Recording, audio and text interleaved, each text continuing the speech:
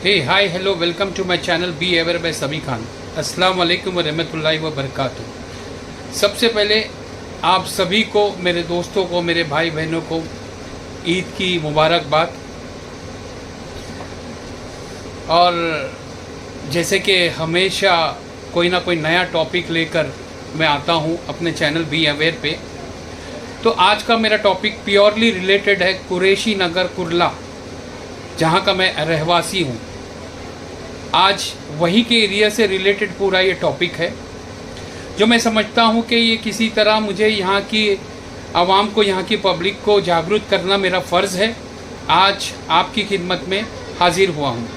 इसी के चलते मैं आगे आपको बताना चाहूँगा, और आप लोग भी शायद वाकिफ़ होंगे कि पिछले कुछ महीनों पहले ख्वाजा डिलक्स बिल्डिंग का डिमोलिशन हो चुका है, और उसी की तर्ज पे बीएमसी ने लोकल पुलिस स्टेशन को और भी अप्लाई किया है बहुत सारी बिल्डिंग के डिमोलिशन के बंदोबस्त के लिए। ये मुझे अपने बहुत ही रिलायबल सोर्सेस के थ्रू पता चला है, जिसके तहत शायद कल एक बिल्डिंग का डिमोलिशन है टैक्सी स्टैंड पे। अफसोस ये है और दुख ये होता है कि लोगों के सर से छत छीन जाएगी। अब मैं उस बात पे नहीं आऊँगा कि इसमें किसकी गलती है, कौन कसूरवार है। बस फिक्र तो इस बात की है कि अब जिन लोगों के सर से छत छीने जाएंगे उनका क्या होगा, उनको हम कैसी मदद कर सकते हैं, हम उनके लिए क्या कर सकते हैं। तो मेरा एक सुझाव उन सभी लोगों के लिए है कि जो लोग भी ऐसी किस्म की बिल्डिंगों में है, अब ये सोचना छोड़ दो कि किसकी गलती है, क्या है, कौन क्या करेगा। सबको अपने तौर पर अपनी अपनी बिल्डिंग की एक प्रपोज सोसाइटी बनाना। मेरा एक से सुझाव है कि आप लोग सब अपनी एक एक सोसाइटी बनाइए। सोसाइटी बनाने के लिए कम से कम हम उसके बाद में हम लोग एक पुनर्वासन के लिए कुछ ना कुछ कोशिशें कर सकते हैं। आप चाहो तो सोसाइटी बनाकर रजिस्ट्रेशन की प्रोसेस में जाइए, और अगर आप चाहो तो हमारी सोसाइटी, यह हमारी ट्रस्ट, नॉट सोसाइटी, हमारा ट्रस्ट है सहायता एजुकेशनल एंड वेलफेयर एसोसिएशन, जो सेवा के नाम से है। अगर आप चाहे तो सेवा आपकी सेवा में हमेशा रहेगी, और सेवा आप लोग अगर चाहे तो आपकी पेरेंटल बॉडी भी बन सकती है। हम पूरी कोशिश करेंगे कि पुनर्वासन के लिए हम क्या कर सकते हैं, किस जगह अप्रोच कर सकते हैं, किस जगह हमको जाना है, कहाँ पर हमको इसकी कोशिश करना है, किस मिनिस्टर के पास जाना है।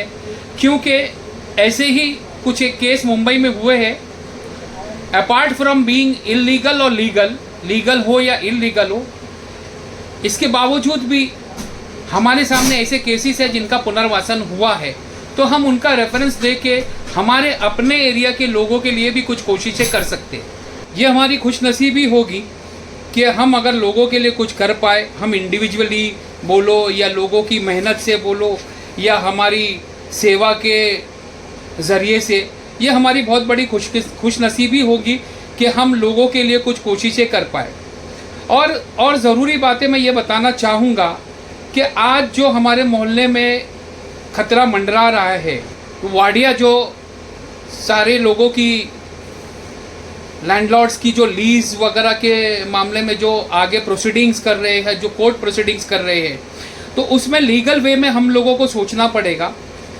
और बहुत सारे लोगों ने ये, मेरे सुनने में आया, मेरे देखने में आया कि लोग ये डिसीजन ले रहे कि हम वाडिया वाले से लीज़ पे जो जगह है वो खरीदी कर लेंगे। तो मैं उनको ये बताना चाहूँगा कि आपका वाडिया से ज़मीन खरीदने के बाद में मकसद ख़त्म नहीं होता है।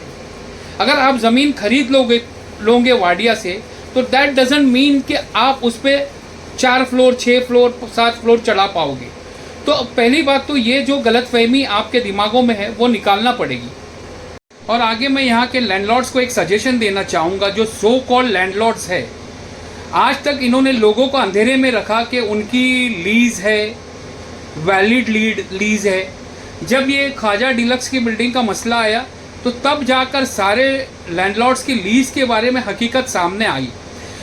आइदर ज़्यादा से ज़्यादा लैंडलॉर्ड्स की लीज़ एक्सपायर हो चुकी है, और कुछ एक लोगों को तो ये भी नहीं मालूम उनकी लीज़ वैलिड है नहीं है, और ज़्यादातर लैंडलॉर्ड्स ने असेसमेंट टैक्स भी अपने क्लियर नहीं रखा, और इसके बावजूद भी वो लोगों के जो घर बिकते हैं वो आकर खड़े हो जाते हैं बिल ट्रांसफ़र बिल के अमाउंट के लिए। जैसे कि एक किस्सा अभी मेरे सामने एरिया का आया है। एक दुकान जो कि बिक रही थी, मैं नाम नहीं लूँगा, लोग उसकी थोड़े दिन में वो सामने आएगा, लोग तहकीक भी कर सकते। एक दुकान किसी की बिक रही थी 65 लाख रुपए में। जो बंदा अपने लैंडलॉर्ड के पास अप्रोच किया बिल ट्रांसफ़र अमाउंट के लिए, तो वो सो कॉल्ड लैंड ओनर ने उनको ये कहा कि आपकी दुकान के पीछे का जो घर है वो जो है घर बिल ट्रांसफ़र की फ़ीस के एवज़ में वो घर मुझे दे दीजिए, जिसकी वैल्यू 28 लाख रुपए है। तो आप सोचिए कि 65 लाख की दुकान बिक रही है और 28 लाख रुपये ट्रांसफ़र अमाउंट मांगा जा रहा है, जो कि आज तक ये क्लियर नहीं है कि वो लैंडलॉर्ड वेदर अभी लीजी है भी या नहीं है, और वो अपना असेसमेंट भर रहे हैं या नहीं भर रहे। तो आज ये लोग जो लैंडलॉर्ड जो कर रहे हैं, इनको भी सोचना पड़ेगा कि वो क्या कर रहे हैं। अब ये जब वाडिया का जो इतनी बड़ी कार्रवाई फेस कर रहे हैं, उसके बावजूद ये एटीट्यूड होगा, तो दैट इज़, मैं समझता हूँ कि कोई लोगों के फेवर वाली बात नहीं है। और आगे मैं यहाँ और भी कुछ अपने एरिया के ताल्लुक से बात करूँगा। जैसे कि मैं सबसे पहले अपील करूँगा हमारे कप्तान मलिक जी से कि उन्होंने कॉरपोरेटर नहीं रहते हुए भी, जैसा कि लोग बता रहे हैं और हमने भी देखा कि बहुत सारे काम किए उन्होंने, रमज़ान भर में कचरे का काम किए उन्होंने, लाइट का काम किए। तो मैं आज मेरे वीडियो के माध्यम से और कप्तान भाई को ये मैसेज पहुंचाना चाहूँगा, एक गुजारिश करूँगा कि मेरी एक ये रिक्वेस्ट है कि आप रोड वाइडनिंग का काम जो है बहुत जल्दी से इसका प्रोसेसिंग करें। अगर लिखित में इसमें चाहिए तो लिखित में देंगे, जैसे कि हमने और भी जगह जैसे कि आमदार, खासदार और जहाँ जहाँ फॉर्मेलिटीज़ थी वहाँ पर हमने करना शुरू कर दिया। तो मैं कप्तान मलिक साहब से मेरे वीडियो के माध्यम से एक गुजारिश करूँगा कि अब रोड वाइडनिंग बहुत ज़रूरी हो गई है एरिया में। उसकी मैं वजह बताऊँगा कि जैसे कि सब सारे लोग जानते हैं एरिया के कि हमको रमज़ान के अलावा, रमज़ान तो एक एक्सेप्शनल है, उसके अलावा डेली हमारे लोगों को, कसाईवाड़े के लोगों को चलना दुश्वार हो गया है। वहाँ पर जाने आने को रास्ता नहीं रहता है, एम्बुलेंस जाने को रास्ता नहीं है। कोई एक ट्रेजेडी अगर हो गई, अल्लाह ना करे कोई ट्रेजेडी हो गई या कुछ मसला हो गया, जैसे कि फायर का या जैसे कि पहाड़ वगैरह का कोई मसला हो गया, तो in case of an emergency we can't reach hospital, तो मैं कप्तान भाई से गुजारिश करूंगा कि आप भी इस पर प्रोसीडिंग करें।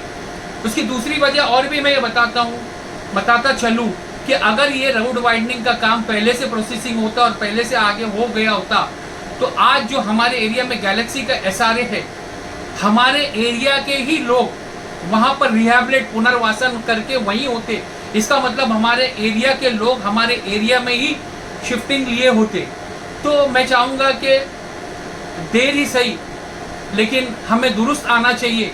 तो मैं लोगों से एक गुजारिश करूँगा कि लोगों को भी रोड वाइडनिंग में सपोर्ट करना चाहिए और हमारे एरिया के डेवलपमेंट को आगे बढ़ाना चाहिए, क्योंकि एक बार जब डेवलपमेंट होगा तो हमको सारी सहूलतें मिलेगी, जैसे कि हॉस्पिटल, रिक्रिएशन ग्राउंड और लाइब्रेरी, बहुत सारी जिम्नाजियम वगैरह, बहुत सारी हमको ये सुविधाएं मिलेगी। तो मैं उम्मीद करता हूँ कि मेरी इस बात पे गौर किया जाएगा। वैसे मैं ये इसी वीडियो के माध्यम से ये मैसेज मंगेश कुडालकर जी को और हमारी यहाँ की जो MP है, MP को भी मैं ये मैसेज पहुँचाना चाहूँगा। भले ही उन्होंने हमारे जीतने के बाद में हमारे एरिया को आज तक थैंक यू नहीं किया, लेकिन मैं समझता हूँ अगर ये काम को अगर वो बढ़ा लेंगे आगे तो वो हमारे लिए एक बहुत बड़ा थैंक यू होगा और हम भी ये सोचेंगे कि नहीं, हमारी MP भी हमारी फिक्र करती है। तो बस आज के लिए इतना ही, और फिर आने वाले कुछ जो लोकल प्रॉब्लम्स होंगे एरिया के लिए उसको लेकर फिर हम आएंगे। जय हिंद।